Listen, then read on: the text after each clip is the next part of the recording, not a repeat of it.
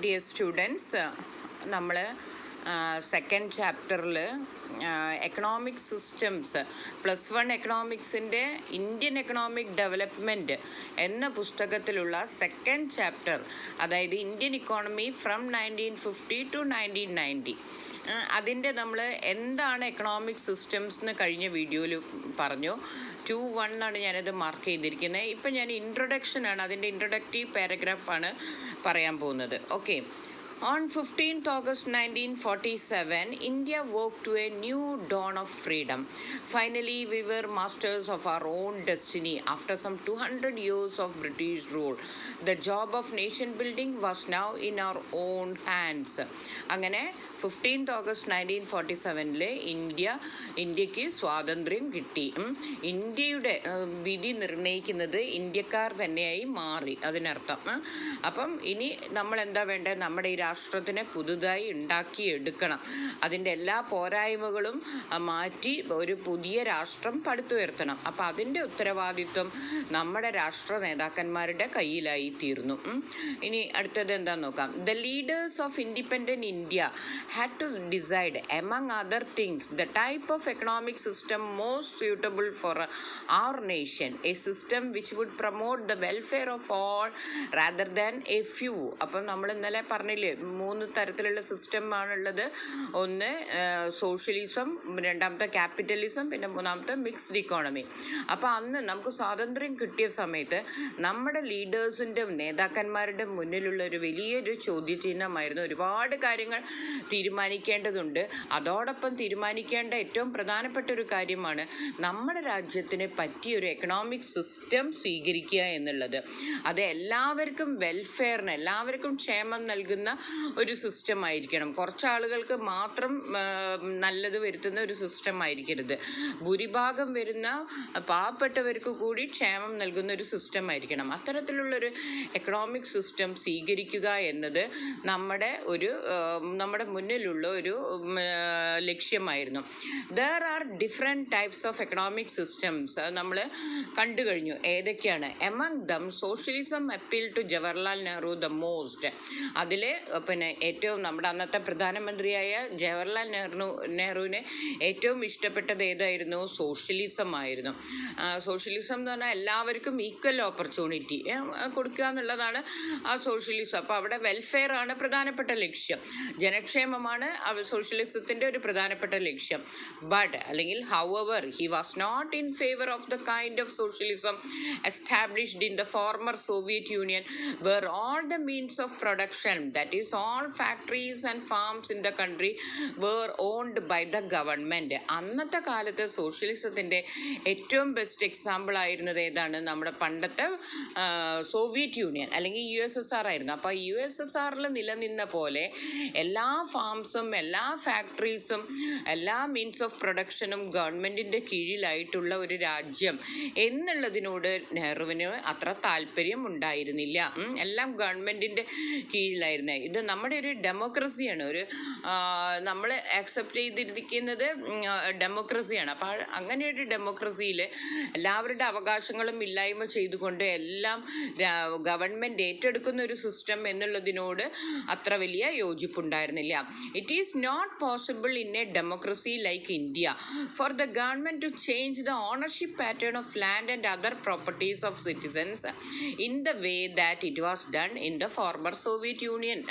പണ്ടത്തെ സോവിയറ്റ് യൂണിയനിൽ അവർ ചെയ്ത പോലെ റഷ്യൻ റവല്യൂഷന് ശേഷം 1917 റഷ്യൻ റവല്യൂഷന് ശേഷം അവർ ചെയ്ത പോലെ, സോവിയറ്റ് യൂണിയനിൽ അവർ ചെയ്ത പോലെ എല്ലാ മീൻസ് ഓഫ് പ്രൊഡക്ഷനും ഒറ്റയടിക്ക് എന്താക്കി മാറ്റുക? ഗവൺമെൻറ്റിൻ്റേതാക്കി മാറ്റുക എന്ന ഒരു കാര്യം ഒരു ഡെമോക്രാറ്റിക് കൺട്രിയായ ഇന്ത്യയിൽ നടപ്പിലാക്കാൻ സാധ്യമല്ല. അപ്പം അതും അക്സെപ്റ്റ് ചെയ്യാൻ പറ്റാത്തൊരവസ്ഥയെ Nehru and many other leaders and thinkers of the newly independent India sought an alternative to the extreme versions of capitalism and socialism. അപ്പം പിന്നെ നമ്മുടെ ലീഡേഴ്സ് എല്ലാവരും, പ്രധാനമന്ത്രിയായിട്ടുള്ള ജവഹർലാൽ നെഹ്റുവും മറ്റു ലീഡേഴ്സും എല്ലാവരും കൂടി ആലോചിച്ചു. ക്യാപിറ്റലിസത്തിൻ്റെ എക്സ്ട്രീം അങ്ങേ അറ്റത്ത്, മുതലാളിത്ത സമ്പദ് വ്യവസ്ഥയുടെ അങ്ങേ അറ്റത്ത് വേർഷനും അങ്ങേ അറ്റത്തെ രീതിയും അല്ലെങ്കിൽ സോഷ്യലിസത്തിൻ്റെ അങ്ങേ അറ്റത്തെ രീതിയും അല്ലാതെ ഇതിൻ്റെ രണ്ടിൻ്റെയും കൂടി ഗുണങ്ങൾ എടുത്തു എടുത്തുകൊണ്ട് പുതിയൊരു സിസ്റ്റത്തിനെ കുറിച്ച് അവർ ആലോചിച്ചു. Okay, basically sympathising with the social outlook they found the answer in an economic system which in their view combine the best features of socialism without its drawbacks. അപ്പം അങ്ങനെ അവർ കണ്ടെത്തിയ ഒരു സിസ്റ്റമാണ്. അതായത് സോഷ്യലിസം എടുക്കുക, സോഷ്യലിസത്തിൻ്റെ നല്ല വശങ്ങൾ എടുക്കുക, അതിൻ്റെ ചീത്ത വശങ്ങൾ വേണ്ട എന്ന് വെക്കുക. അതേപോലെ തന്നെ മുതലാളിത്തത്തിൻ്റെ ചില നല്ല വശങ്ങളും എടുത്തുകൊണ്ട് പുതിയൊരു സിസ്റ്റം, അതാണ് എന്തായി വന്നത്, മിക്സ്ഡ് ഇക്കോണമി എന്ന് വന്നത്. In this view India would be a socialist society with a strong public sector but also with private property and democracy. The government would